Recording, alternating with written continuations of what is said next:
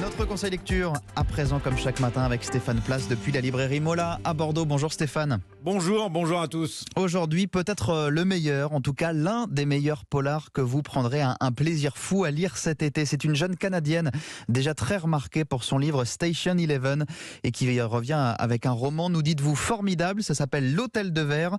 L'autrice c'est Emily St. John Mandel et c'est donc une recommandation que vous nous faites sans réserve Stéphane. Au nord de l'île de Vancouver, un superbe hôtel de luxe isolé, en pleine nature. C'est là, sur l'immense baie vitrée de la réception, qu'apparaît un étrange graffiti. Et si vous avaliez du verre brisé, une phrase inscrite précisément le jour où est attendu ici le propriétaire de l'établissement, un milliardaire très connu à Manhattan, à la tête d'un fonds de gestion aux rendements exceptionnels. Cette menace semble bien lui être adressée. Ce Jonathan Alkaitis, qui, comme un certain Bernard Madoff, n'est pas un génie de la finance, mais en réalité un escroc de haut vol.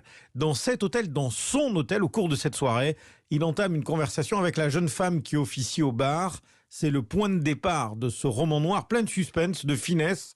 Marie-Aurélie Buffet, libraire chez Mola. Le personnage le plus fascinant n'est pas finalement ce milliardaire, mais bien cette jeune femme qui est pour l'instant, au début du livre, la barman de l'hôtel et qui va se retrouver plus tard aux côtés de cet homme, happé par les lumières de la ville, les lumières du pouvoir, les lumières de l'argent, jusqu'à en découvrir effectivement le dégoût. Des trajectoires qui se croisent, se lient, l'hôtel de verre, un récit qui n'est pas linéaire, mais dans lequel le lecteur ne se perd jamais. Canadienne, Emily St. John Mandel signe une fiction envoûtante, parfaitement maîtrisée, où la chute, la culpabilité aussi, occupe une place centrale. Jeanne Guyon est la responsable de la collection Rivage Noir. Ce qui fascine Emily St. John Mandel, c'est l'acte criminel qui, chez elle, n'est pas un aboutissement, c'est un point de départ. Et elle s'intéresse en fait aux conséquences des actes criminels. Ici, les malversations de ce personnage qui a créé une pyramide de Ponzi et qui est inspiré de Bernard Madoff. Et ce qui la fascine, en fait, je crois, c'est le moment de bascule, de chute dans les existences des personnages. C'est les carrefours.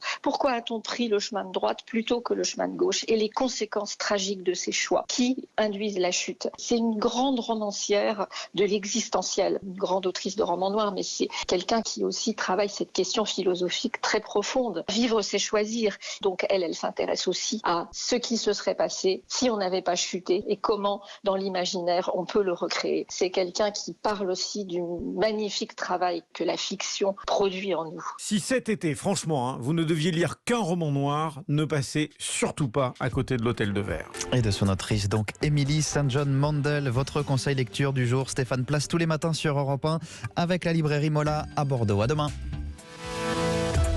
Il est 7h45.